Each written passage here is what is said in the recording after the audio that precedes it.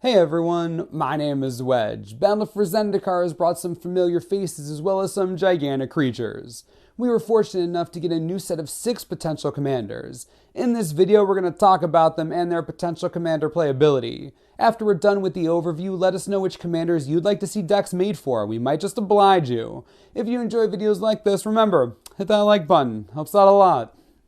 We start with the nemesis of the set in Ulamog, the Ceaseless Hunger. It's changed a little in the last 6 years, but most of Ulamog's brutality remains. Ulamog managed to get cheaper over the years, coming down to 10 mana, but he's still the same indestructible brick we remember. When you cast the Ceaseless Hunger, you get to exile not 1 but 2 permanents.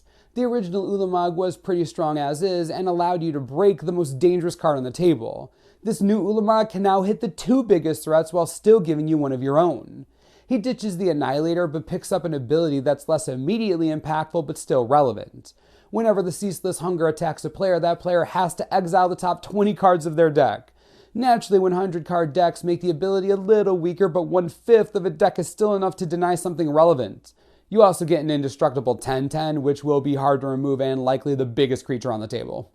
One thing we need to note with this feature is the fact that playing a colorless commander means playing cards with no color identity. No duels, no colored spells, not even basic land. You get the pleasure of putting a mana base together using lands that only tap for colorless, so get your Reliquary Tower, Temple of the False God, and Eldrazi Temple ready since you'll need all of them. Luckily, Battle for Zendikar was courteous enough to give us a few more lands for the deck like this, with Shrine of the Forsaken Gods, Ugin's Sanctum, and Spawning Bed. What you do get access to is all the colorless spells and artifacts you want. Playing a 10-cost commander is going to need some mana rocks, so get a Sol Ring, Thran Dynamo, and Mana Vault to get Ulamog out faster. Lands like Scorched Ruins and Ancient Tomb will provide some quick acceleration immediately.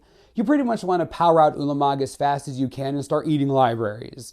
Lightning Greaves and Swiftfoot Boots will give Ulamog some speed, and its indestructibility allows you to play sweepers and not worry about losing your commander. If you want a more challenging deck building process, Ulamog will reward you. Drana, Liberator of Malakir, is fighting for Zendikar and is a very aggressive commander that potentially makes a decent tiny leader. A 2/3 for 3 is not impressive for a creature, let alone a commander. However, flying in First Strike means she can evade and handily kill 2 toughness creatures, which is a little better. When Drana deals combat damage to a player, you put a +1/+1 counter on each attacking creature you control. A nice little fact about Drana is that First Strike allows it to deal damage before the rest of your creatures, putting counters on them before they deal damage. Not many creatures can Anthem inside combat, let alone permanently. Drana can be strong on her own as she gets bigger with each strike, similar to Skullbriar. Naturally, you want as many creatures out to take advantage of the ability, but if things get dire, Drana can fly solo and hold her own. You want to surround Drana with as many aggressive black creatures as you can. Despoiler of Souls, Nether Trader, and 1-drops like Vampire Lacerator are a good start. You can even run a Vampire Tribal theme with her at the helm. If people still play Tiny Leaders, Drana is a nice take on an aggro commander. Omnith also makes a return in Battle for Zendikar and is much different from its mana hoarding counterpart. For 7 mana, you get a 5/5 that makes 5/5 elementals whenever you trigger a landfall. Think of it as a multicolor rampaging Balos for 1 more mana.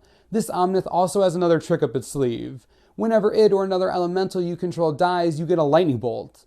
While sending Omnith back to the command zone means you won't get the trigger when it dies, punishing your opponent for killing your other elementals is a pretty cool ability.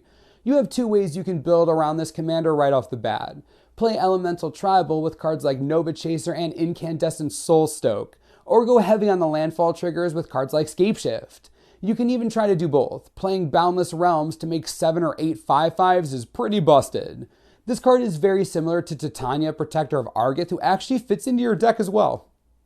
Noyan Dar is the white-blue legendary of the set and is possibly the most interesting commander of them all. A 4/4 for 5 is a decent body, but the triggered ability is what you can build around. Casting an instant or sorcery allows you to put 3 +1/+1 counters on a land and pseudo-awaken it with haste. Think Talrand, but instead you're turning your lands into creatures and they attack immediately. Much like Talrand, you'll want to focus on playing as many spells as possible to make a lot of creatures. Blue has plenty of cantrips and free spells like Ataxian Probe, Preordain, and Ponder. With Noyan Dar, you also get access to White. White has its own batch of cheap spells with removal like Swords to Plowshares, Path to Exile, and Condemn. It is pretty realistic to land Noyan Dar and start awakening lands on turn 4 or earlier. There are a couple limitations to Noyandar that may scare people away. You have to have lands to make the ability useful, and his colors aren't known for ramping lands in play. Tithe is one of the better spells you can put in the deck. Also, since you're making your lands into creatures, you are super weak to sweepers. So get your counters ready or pack Terra Eternal or Sacred Ground just in case.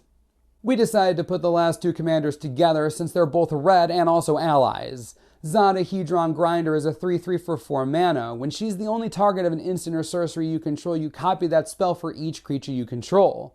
Red's not really the best color to take advantage of this ability, as many of the red instants and sorceries are burn spells or pump spells. Playing Fatal Frenzy on all your creatures sounds like a cool way to blow out your opponents or Chaos Warp all your guys for a one-sided warp world. Zada is likely not going to be a good commander, but she has some combo potential, so feel free to experiment and prove us wrong.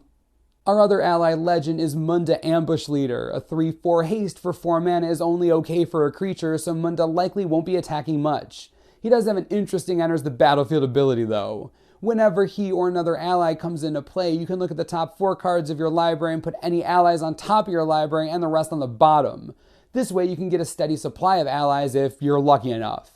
The only knock against Munda is that he's only 2 colors, severely limiting your options for allies. Ideally, you need a 5-color commander and then just use Munda as part of your 100. The allies deck is going to get a lot of help with this block. Hopefully we'll get a 5-color ally legend before the battle ends. We have some interesting commanders to start off our return to Zendikar. We hope to see more throwbacks and new characters as the battle intensifies. Now that you've had a quick look at the potential power in the set, which commanders do you like the most? Which ones do you want specific spotlights on? Let me know in the comments. As always, subscribe for the latest and most reliable Magic the Gathering information you could ever need.